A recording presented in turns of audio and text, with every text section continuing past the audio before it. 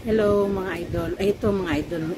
Ito may sasabihin na naman ako. Ito na naman tayo mga idol, mga beshi. May sasabihin lang ako. Pakinggan mo muna. Huwag ka muna mag-i-scroll. Mamaya ka na mag-scroll. Ito talaga idol. Dagdag kaalaman din to. Lalo na sa mga katulad ko rin bago. Base lang sa experience ko rin to mga idol. Alam niyo naman yung mga sinishare natin sa experience ko lang din.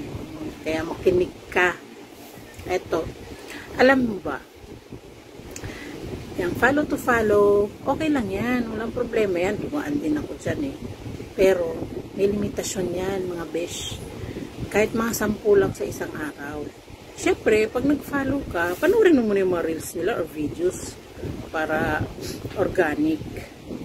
Tapos, saka mo sila i-follow. Pero, huwag masyado sunod-sunod. Pero ito pinaka-the best na tips para sa inyo mga idol. Gumawa kayo ng content, na engaging content. Yan mga besh, mga idol, mga kumare. Pag yan, nagustuhan nila yung mga content ninyo, hindi nyo na kailangan makaawa ng mga follower, mga loads.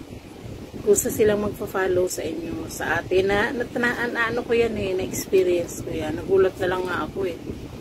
Pagising ko, grabe notification ko, sunod-sunod na yung mga nagfa-follow. Kasi siyempre, kahit ikaw mismo, di ba, pag nagustuhan mo isang content, pag dumaan sa wall mo, ifa-follow mo na yan. So, ganun yun. Pero take note, walang masama dun sa F2F ha. Baka mapalo tayo ni Lolo, masyadong nakabantay yun, bawat words. Si Tala, bawal din sabihin sa English yun.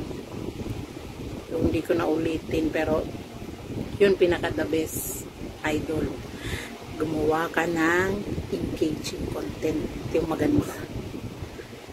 Yung interesado yung mga manonood. Katulad nung mas marami dyan, mag-isip ka kung ano yung gusto mo. Halimbawa, nagmamanicure ka. Tungkol sa pagmamanicure. Mahilig ka magluto. Sa pagluluto, mahilig ka sa tutorial. Mag-tutorial ka na rin. Para dumami na. Hindi marami. Wala akong problema dyan.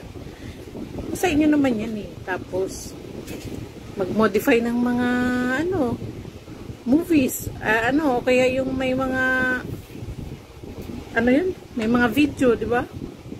Katulad ng mga ibang napapanood ko na mga sikat na rin ngayon.